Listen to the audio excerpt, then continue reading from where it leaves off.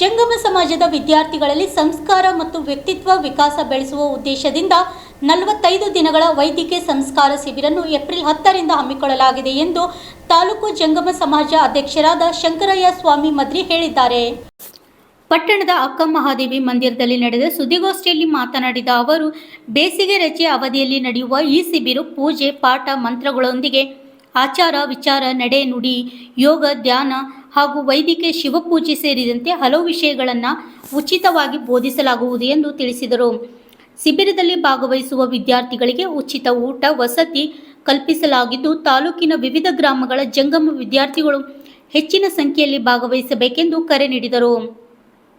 April 10ರಂದು ಬೆಳಗ್ಗೆ 11 ಗಂಟೆಗೆ ಅಕ್ಕ ಮಹಾದೇವಿ ಮಂದಿರದಲ್ಲಿ ನಡೆಯುವ ಉದ್ಘಾಟನಾ ಸಮಾರಂಭವು ಸಚಿವ ಪ್ರಿಯಾಂಕ್ ಖರ್ಗೆ ನೆರವೇರಿಸಲಿದ್ದು, ಶಾಸಕ ಅಲ್ಲಂಪ್ರಭು ಪಾಟೀಲ್, ಲತಾ ಎಂಸಿ ಪ್ರಕಾಶ್ ಸೇರಿದಂತೆ ಗಣ್ಯರು, ಮಠಾಧೀಶರು ಹಾಗೂ ವೀರಶೈವ ಲಿಂಗಾಯತ ಸಮಾಜದ ಮುಖಂಡರು ಪಾಲ್ಗೊಳ್ಳಲಿದ್ದಾರೆ ಎಂದು ತಿಳಿಸಿದರು. ಮಂತ್ರ ಹೇಳೋದಲ್ಲಿ ಪೂಜೆ ಹೆಂಗೆ ಮಾಡಬೇಕು, ಪಾಠ ಹೆಂಗೆ ಮಾಡಬೇಕು, ಯಾವ್ಯಾವ ಪೂಜೆ ಹೆಂಗೆ ಮಾಡಬೇಕು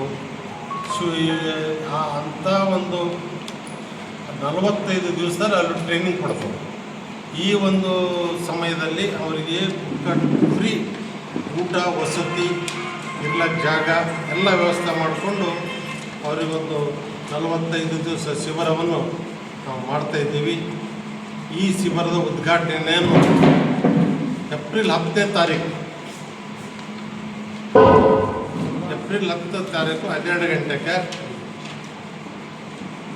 ಉದ್ಘಾಟಕರಾಗಿ ಮಾನ್ಯ ಶ್ರೀ ನಮ್ಮ ನೆಚ್ಚಿನ ಶಾಸಕರಾದಂಥ ಪ್ರಿಯಾಂಕ ಸಾಹೇಬರು, ಜಿಲ್ಲಾ ಉಸ್ತುವಾರಿ ಆದಂಥ ಮಂತ್ರಿಗಳು ಕೂಡ ಈ ಉದ್ಘಾಟನಾ ಕಾರ್ಯಕ್ರಮ ಬರ್ತೀನಿ ಅಂತ ಒಪ್ಕೊಂಡಾರ. ಮುಖ್ಯ ಅತಿಥಿಗಳಾಗಿ ಅಲ್ಲಂಪ್ರಭು ಪಾಟೀಲ್ ಅವರು ಕೂಡ ಬರ್ತೀವಿ ಅಂತ ಒಪ್ಕೊಂಡಾರ. ಮತ್ತು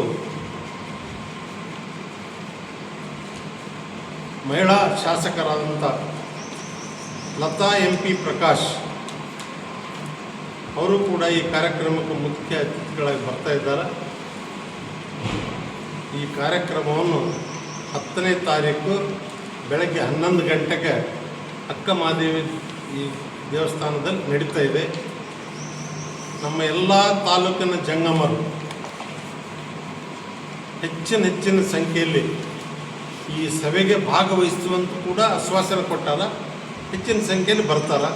ಅದಕ್ಕೆ ಈ ಕಾರ್ಯಕ್ರಮಕ್ಕೆ ಮೊದಲನೇದಾಗಿ ಪತ್ರಕರ್ತರು ನಮಗೆ ಸ್ವಲ್ಪ ಸಹಕಾರ ಮನೋಭಾವ ಕೊಟ್ಟು ಈ ಕಾರ್ಯಕ್ರಮವನ್ನು ಯಶಸ್ವಿಗೊಳಿಸಲಿಕ್ಕೆ ಏನೇನು ರೂಪರೇಷ ಹೆಂಗೆ ಏನು ನೀವು ನಮಗೆ ಹೇಳಬೇಕು.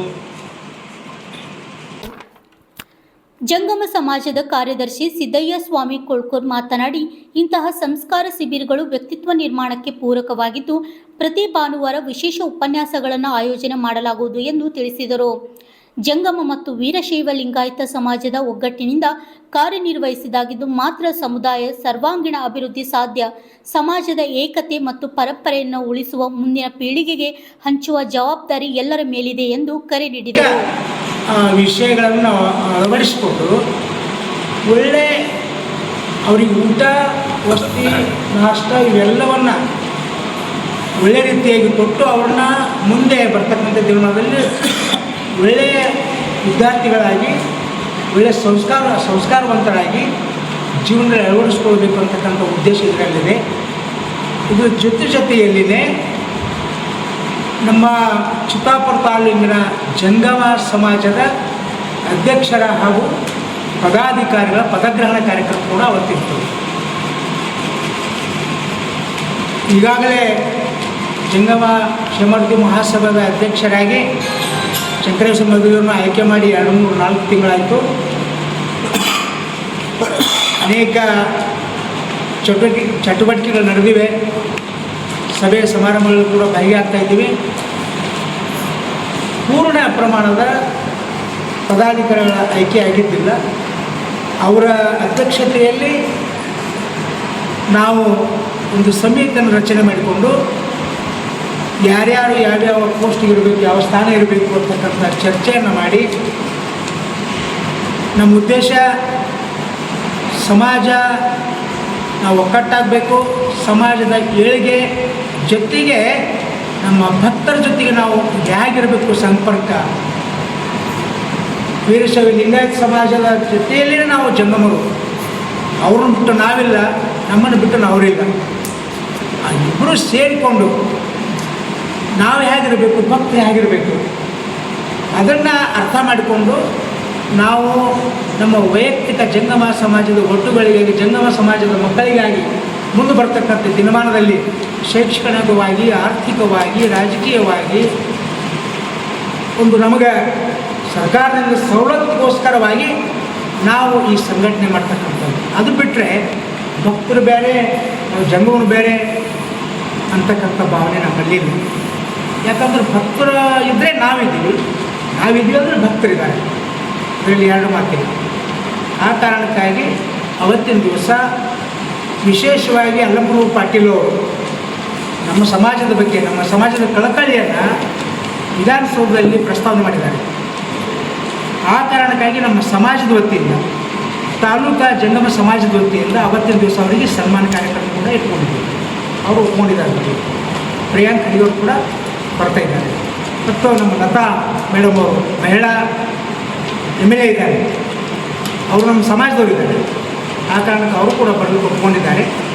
ಅಖಿಲ ಭಾರತ ವೀರಶೈವ ಲಿಂಗಾಯತ ಸಮಾಜ ತಾಲೂಕು ಅಧ್ಯಕ್ಷರಾದ ನಾಗರಾಜ್ ಪಂಕಲ್ಗಿ ಮಾತನಾಡಿ, ಜಂಗಮ ಮತ್ತು ವೀರಶೈವ ಲಿಂಗಾಯತ ಸಮಾಜಗಳ ಪರಸ್ಪರ ಬೇರೆ ಬೇರೆ ಅಲ್ಲ, ಒಂದೇ ತತ್ವ ಮತ್ತು ಪರಂಪರೆಯ ಅವಿಭಾಜ್ಯ ಅಂಗಗಳಾಗಿವೆ. ಒಂದೇ ನಾಣ್ಯದ ಎರಡು ಮುಖಗಳಂತೆ ಅವುಗಳ ಸಂಬಂಧ ಅವಿನಾಭಾವ ಎಂದು ಹೇಳಿದರು. ಸಭಾ ಸಹಯೋಗದೊಂದಿಗೆ ಕಾರ್ಯಕ್ರಮ ನಡೀತಾ ಇದೆ. ಈಗಾಗಲೇ ನಮ್ಮ ಹಿರಿಯ ಗುರುಗಳು ಹೇಳಿದರು, ಯಾವತ್ತೂ ವೀರ ಸಮಾಜ ಬೇರೆ ಅಲ್ಲ, ಜಂಗಮ ಸಮಾಜ ಬೇರೆ ಅಲ್ಲ. ಅದನ್ನು ನಾವು ಯಾವತ್ತೂ ಕೂಡ ಚಿರವಾಗಿ ತಲೆಬಾಗಿ ನಾವು ಕೊಡ್ತೀವಿ. ಯಾಕಂದರೆ ವೀರಶೈವ ಸಮಾಜದಲ್ಲಿ ನಾವೇನಾದರೂ ಸಂಸ್ಕಾರ, ಪೂಜೆ ಪುರಸ್ಕಾರ ಮಾಡೋದು ಕಲ್ತಿದ್ದಿದ್ದರೆ ಅದು ಜಂಗಮ ಸಮಾಜ ಅಂತ ನಾವು ಹೆಮ್ಮೆಯಾಗಿ ಹೇಳ್ತಾ ಇದ್ದೀವಿ. ಯಾಕಂತಂದರೆ ನಾವೆಲ್ಲರೂ ಕೂಡ ಪೂಜ್ಯರನ್ನು ಗೌರವಿಸೋದಾಗಲಿ, ಭಕ್ತಿಪೂರ್ವಕ ನಡೆದುಕೊಳ್ಳೋದಾಗಲಿ, ಮಠಮಾನ್ಯಗಳಿಗೆ ಗೌರವ ಕೊಡೋದಾಗಲಿ, ಮಠಮಾನ್ಯ ಬೆಳೆಸೋದರಲ್ಲಿ ಕೂಡ ನಮ್ಮ ಸಮಾಜದ ದೇಣಿಗೆ ಸಾಕಷ್ಟಿದೆ ಅಂತ ಹೇಳಬೇಕಾಗ್ತದೆ. ಜೊತೆಗೆ ನಮ್ಮ ಸಮಾಜ ಯಾವತ್ತೂ ಕೂಡ ಈ ಒಂದು ಇಂಥ ಒಳ್ಳೆಯ ಕಾರ್ಯಕ್ರಮದಲ್ಲಿ ಯಾವತ್ತೂ ಜಂಗಮ ಸಮಾಜದ ಜೊತೆಗಿರುತ್ತೆ. ಹಿಂದೆಯೂ ಕೂಡ ಇತ್ತು, ಇವತ್ತೂ ಇದೆ, ಮುಂದೆಯೂ ಕೂಡ ಇರ್ತದೆ ಅಂತಕ್ಕಂಥ ಭಾವನೆಯನ್ನು ವ್ಯಕ್ತಪಡಿಸುತ್ತಾ ನಾವು ಶಿಬಿರದಲ್ಲಿ ಏನೇನು ಪದಗ್ರಹಣ ಕಾರ್ಯಕ್ರಮ ಇರ್ಬೋದು, ತರಬೇತಿ ಕಾರ್ಯಕ್ರಮಗಳಿರ್ಬೋದು, ಅದೆಲ್ಲದರಲ್ಲೂ ಕೂಡ ನಾವು ನಮ್ಮ ಸಮಾಜ ಹಿತೈಷಿ ಬಂಧುಗಳೆಲ್ಲರೂ ಕೂಡ ಸಕ್ರಿಯವಾಗಿ ಭಾಗವಹಿಸಿ ಆ ಕಾರ್ಯಕ್ರಮ ಯಶಸ್ವಿಗೆ ಶ್ರಮಿಸ್ತೀವಿ ಅಂತಕ್ಕಂಥ ಮಾತನ್ನು ಈ ಸಂದರ್ಭದಲ್ಲಿ ಹೇಳಿ, ಪತ್ರಕರ್ತರ ಮಿತ್ರರು ಕೂಡ ಸಾಕಷ್ಟು ಇದರ ಬಗ್ಗೆ ಸ್ವಲ್ಪ ಪ್ರಚಾರವನ್ನು ಮಾಡಿ ಈ ಶಿಬಿರವನ್ನು ಯಶಸ್ವಿಗೊಳಿಸಲು ತಮ್ಮೆಲ್ಲರ ಸಹಕಾರ ಕೂಡ ನೀಡುವುದಂತೇಳಿ ತಮ್ಮಲ್ಲಿ. ಜಂಗಮರು ವೀರಶೈವ ಧರ್ಮದ ತತ್ವಗಳನ್ನು ಜಮನ ಸಮಾಜಕ್ಕೆ ತಲುಪಿಸುವ ಮಹತ್ವ ಪಾತ್ರ ವಹಿಸಿದ್ದು, ಸಮಾಜದ ಧಾರ್ಮಿಕ ಮತ್ತು ಸಾಂಸ್ಕೃತಿಕ ಬೆಳವಣಿಗೆಯಲ್ಲಿ ಅವರ ಕೊಡುಗೆ ಅಪಾರವಾಗಿದೆ. ಇಂದಿನ ಪೀಳಿಗೆಗಳ ಸಂಸ್ಕಾರ ಮತ್ತು ಮೌಲ್ಯಗಳನ್ನು ಬೋಧಿಸುವುದು ಇಂತಹ ಶಿಬಿರಗಳು ಅಗತ್ಯವಾಗಿದೆ ಎಂದು ತಿಳಿಸಿದರು. ಈ ಸಂದರ್ಭದಲ್ಲಿ ಶಿಬಿರ ಆಯೋಜಕರಾದ ಮಂಜುನಾಥ್ ಶಾಸ್ತ್ರಿ, ಆನಂದ್ ಪಾಟೀಲ್ ನರ್ಬೋಳಿ, ಮಲ್ಲಿಕಾರ್ಜುನ್ ಇಜಾರ್, ಬಸಯ್ಯ ಸ್ವಾಮಿ ಸಾತ್ನೂರ್, ಮಲ್ಲಯ್ಯ ಸ್ವಾಮಿ ವಾಡಿ, ಅನಿಲ್ ಕುಮಾರ್ ವಡ್ಡಡ್ಗಿ, ಶಾಂತ್ ಕುಮಾರ್ ಹತ್ತಿ, ದೊಡ್ಡಯ್ಯ ಸ್ವಾಮಿ ಕರ್ದಾಳ್ ಹಾಗೂ ಬಸವಯ್ಯ ಸ್ವಾಮಿ ರಾವ್ ಉಪಸ್ಥಿತರಿದ್ದರು. ಅಣ್ಣಾರಾಯ್ ವಿ ಯುಣಿ, RJ32 ಕನ್ನಡ ನ್ಯೂಸ್, ಚಿತ್ತಾಪುರ್.